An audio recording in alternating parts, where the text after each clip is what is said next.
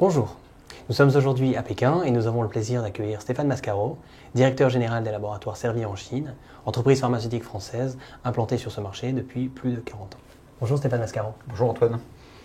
Alors, la Chine est le second plus grand marché pharmaceutique mondial depuis 2015, avec des signaux positifs comme la hausse du revenu disponible, la baisse par deux du reste à charge pour les patients chinois depuis le début des années 2000, et globalement, un système de santé qui permet d'atteindre des niveaux d'espérance de vie élevés, 75 ans pour les hommes et 78 pour les femmes, le tout avec une moyenne de dépenses de santé par habitant relativement faible.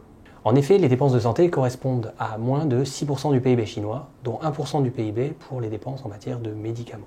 Néanmoins, ces proportions augmentent et devraient continuer d'augmenter au cours de cette décennie, non seulement à cause du ralentissement de la croissance économique, mais avant tout en raison du vieillissement accéléré de la population chinoise et de la hausse concomitante de la prévalence d'un certain nombre de maladies. Stéphane Mascaro, quels sont les principaux besoins thérapeutiques aujourd'hui en Chine et notamment les besoins non satisfaits? Avec plus de 1,4 milliard d'habitants, la Chine vieillit et du fait de ce vieillissement de la population, mais également à cause du manque de prévention des facteurs de risque relatifs au style de vie, activité physique, stress, habitudes alimentaires, l'incidence des maladies cardiovasculaires, du diabète et des cancers est en constante augmentation et ces pathologies sont devenues une priorité du grand projet Healthy China 2030.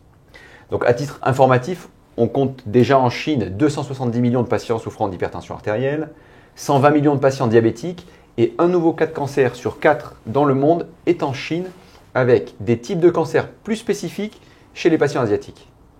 Donc malgré une véritable prise de conscience et une volonté politique d'amélioration, il y a encore de nombreux besoins non satisfaits pour les patients, en particulier en cancérologie, avec un manque de sensibilisation, de diagnostic précoce, d'information, d'accès aux soins et d'accompagnement du patient, que ce soit accompagnement psychologique, en termes de nutrition ou en termes de soins palliatifs. Dès lors, quelles sont selon vous les cartes à jouer pour les entreprises pharmaceutiques et biotechnologiques françaises en Chine? Donc tout d'abord, il faut savoir que pour répondre aux besoins médicaux, c'est tout le système de santé chinois et l'écosystème qui est autour qui est en profonde transformation. Priorité à l'innovation, c'est-à-dire les Chinois veulent donner accès aux patients chinois aux innovations et pour cela, ils augmentent les développements cliniques en Chine, il y a une vraie reconnaissance de l'innovation étrangère, une accélération des enregistrements avec des modèles de fast-track. Une transformation digitale avec le développement des e-hospitals, des online consultations, online prescription et e-commerce. Un troisième point qui est la transformation des acteurs de la santé.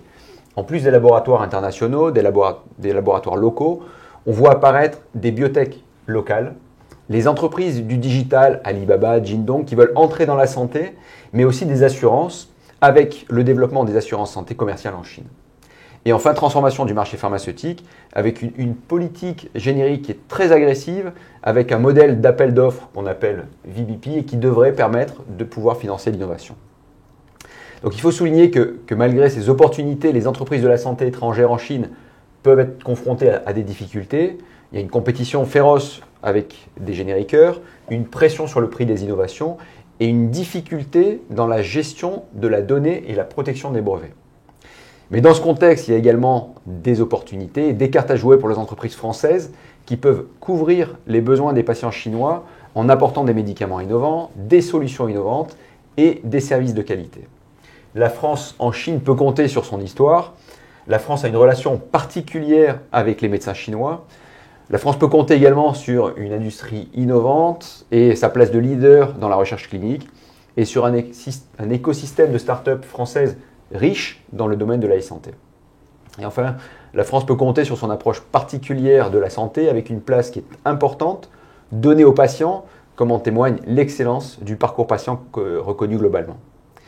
La France propose des solutions de pointe, du diagnostic aux soins support, en passant par les traitements les plus innovants, sans oublier son modèle économique universel de prise en charge basé sur la solidarité.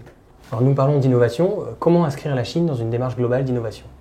Donc l'industrie pharmaceutique est une industrie d'innovation et la Chine, comme vous le disiez, le deuxième marché pharmaceutique mondial derrière les États-Unis. Donc il est donc essentiel d'inscrire la Chine dans cette démarche globale d'innovation.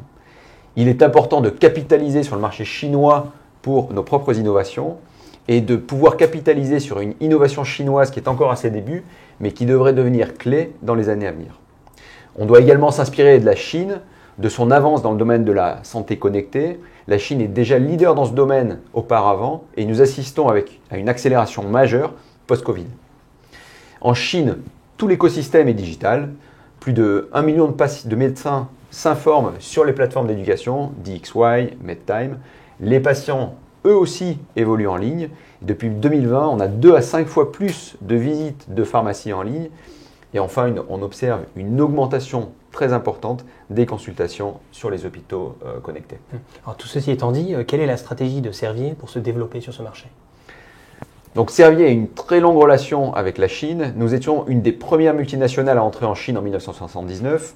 Aujourd'hui, nous avons un site de production à Tianjin, un centre de recherche thérapeutique, un hub de bio-innovation qui nous permet de créer des partenariats avec les institutions et les laboratoires chinois et 1300 collaborateurs répartis sur l'ensemble du territoire.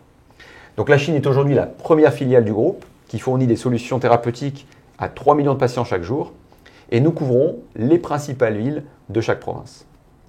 Donc en Chine, nos aires thérapeutiques sont les maladies cardiovasculaires, hypertension, insuffisance cardiaque, diabète, les maladies veineuses chroniques et l'oncologie. Donc notre stratégie est centrée sur 4 piliers principaux: l'innovation, la digitalisation, l'approche patient et le développement des talents. Aujourd'hui, nous projetons de devenir un acteur majeur en oncologie, avec tout d'abord le lancement d'un traitement contre le cancer du pancréas cette année, mais également avec l'enrichissement de notre portefeuille avec des thérapies ciblées innovantes. En témoigne également notre rôle clé dans l'organisation et la participation aux journées médicales franco-chinoises en 2022 avec d'autres compagnies françaises sur la thématique de la lutte contre le cancer. L'inclusion des projets de recherche clinique dès la phase 2 et notre patient-in stratégie, la priorité de Servier étant de placer le patient au centre de nos actions à toutes les étapes de cycle de vie d'un médicament et de répondre aux besoins non satisfaits des patients. Enfin, au cœur de notre stratégie, un point majeur reste le développement des talents en Chine. Et j'ajouterais même que les journées médicales franco-chinoises que vous mentionniez sont organisées avec le Club Santé Chine, avec le soutien de Business France. L'occasion pour nous de conclure. Merci Stéphane Mascaro. Merci Antoine.